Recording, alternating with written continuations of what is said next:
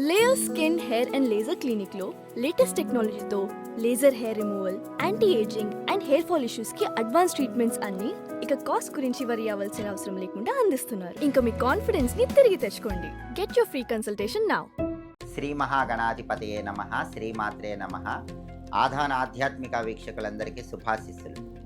ముందుగా ఆధాన ఆధ్యాత్మిక ఛానల్ ప్రేక్షకులందరికీ రథసప్తమి పర్వదిన శుభాకాంక్షలు. రథసప్తమి సందర్భంగా ఆధాన ఆధ్యాత్మిక వీక్షకులందరికీ సంవత్సరం పాటు సూర్యుడి సంపూర్ణమైన అనుగ్రహం కలిగి సమస్త సుఖాలు లభించాలని కోరుకుంటూ, రథసప్తమి రోజు స్నానం ఎలా చేస్తే జన్మజన్మల దరిద్రాలు తొలగిపోతాయో, రథసప్తమి రోజు సూర్యుడికి ఏ నైవేద్యం సమర్పించాలో, రథసప్తమి రోజు ఏ దానాలు ఇస్తే జాతక దోషాలన్నీ తొలగిపోతాయో ఈ వీడియోలో మనం తెలుసుకుందాం. మాఘమాసంలో శుక్లపక్షంలో వచ్చే సప్తమిని రథసప్తమి అనే పేరుతో పిలుస్తారు.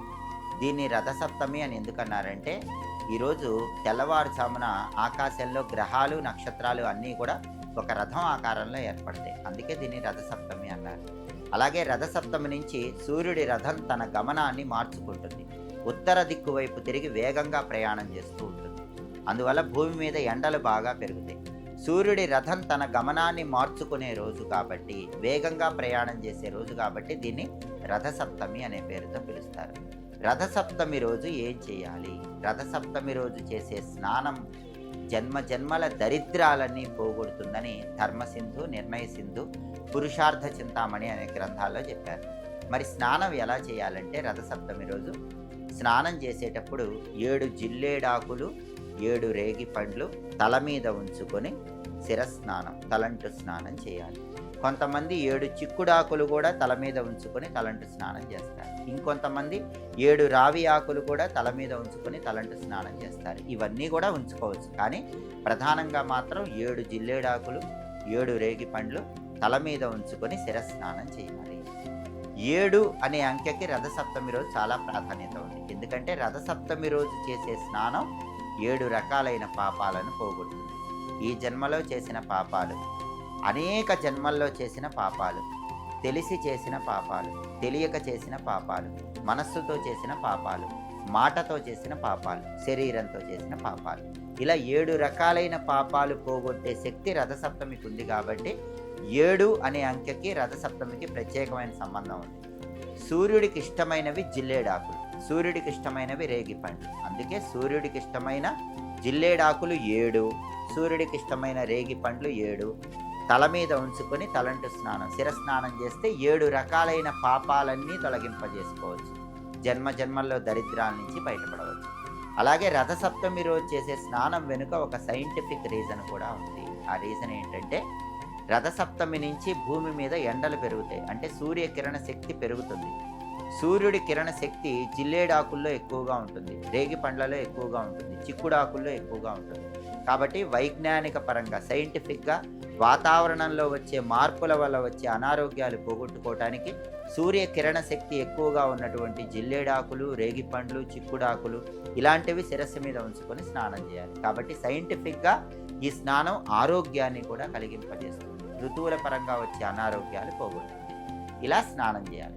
స్నానం చేసిన తర్వాత ఏం చేయాలంటే, ఆవు పాలతో పొంగలి తయారు చేసి సూర్యుడికి నైవేద్యం పెట్టాలి. ఈ పొంగలి కూడా ఎక్కడ తయారు చేయాలంటే, ధర్మశాస్త్ర గ్రంథాలు ఏం చెప్పినాయి అంటే, బాగా మీ ఇంటి దగ్గర సూర్యకిరణాలు పడే ప్రాంతంలో ఆవు పిడకలు ఉంచి దాని మీద గిన్నె పెట్టి ఆవు పాలు పోసి పొంగలి తయారు చేసి ఆ పొంగలిని చిక్కుడాకుల్లో ఉంచి సూర్యుడికి నైవేద్యం పెట్టమని ధర్మశాస్త్ర గ్రంథాలు చెప్తున్నాయి. దీనిలో కూడా సైంటిఫిక్ రీజన్ ఉంది.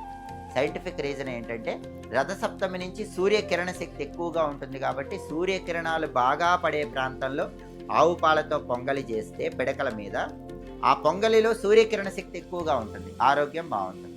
అలాగే రథసప్తమి నుంచి చిక్కుడాకుల్లో కూడా సూర్యకిరణ శక్తి ఎక్కువగా ఉంటుంది కాబట్టి వేడివేడిగా చేసిన ఆవు పాలతో చేసిన పొంగలి చిక్కుడాకుల్లో ఉంచి సూర్యుడికి నైవేద్యం పెట్టి ప్రసాదంగా తింటే సూర్యుడి అనుగ్రహము కలుగుతుంది.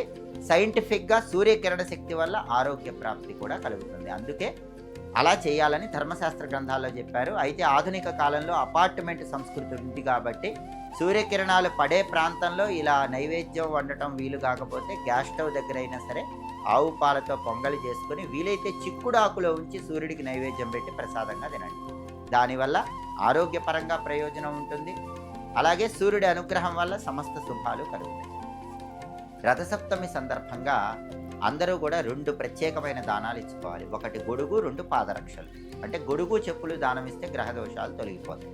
అంతేకాకుండా ఎవరైనా దగ్గరలో నది కానీ, చెరువు కానీ, పారే నీళ్ళు ఇలాంటివి ఉన్నట్లయితే జన్మజన్మల దరిద్రాలు, జాతక దోషాలు పోగొట్టుకోవడానికి ఒక పరిహారం చేసుకోవచ్చు. ఆ పరిహారం ఏంటంటే, ఒక ప్రమిదలో నూనె పోసి ఒత్తులు వేసి దీపం వెలిగించి ఆ దీపాన్ని తల మీద ఉంచుకొని పారే నీళ్ళ దగ్గర వరకు వెళ్ళండి. నది కానీ, చెరువు కానీ, పారే నీళ్ళు కానీ ఏదైనా సరే వెలిగించిన దీపాన్ని తల మీద ఉంచుకొని నడుచుకుంటూ ఆ నీళ్ళ దగ్గరికి వెళ్ళి నదిలో కానీ, నీళ్లలో కానీ ఆ దీపాన్ని విడిచిపెట్టండి.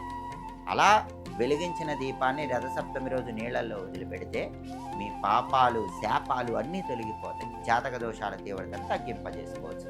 అయితే దగ్గరలో నీళ్లు లేని వాళ్ళు మాత్రం స్నానం చేయండి, పొంగల్ నైవేద్యం పెట్టండి, అద్భుత ఫలితాలు కలిగితే, కుదిరితే దానం ఇవ్వండి. అలాగే రథసప్తమి రోజు ఒక శ్లోకం చదువుకుంటే కూడా సూర్యుడి సంపూర్ణమైన అనుగ్రహం కలుగుతుంది.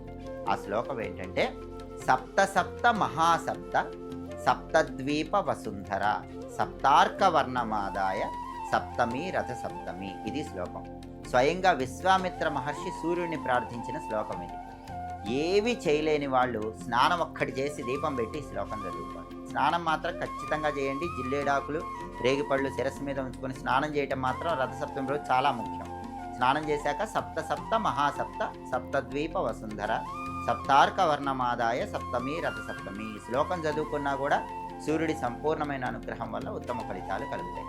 ఆధాన ఆధ్యాత్మిక ప్రేక్షకులందరికీ మరొక్కసారి రథసప్తమి పర్వదిన శుభాకాంక్షలు చెప్తూ, రథసప్తమి సందర్భంగా సూర్యుడి అనుగ్రహం సంపూర్ణంగా అందరికీ కలగాలని, ఆర్థిక, ఆరోగ్య, కుటుంబ సమస్యలన్నీ తొలగింపజేసుకోవాలని కోరుకుంటూ సర్వే జనాః సుఖినో భవంతు. స్వస్తి.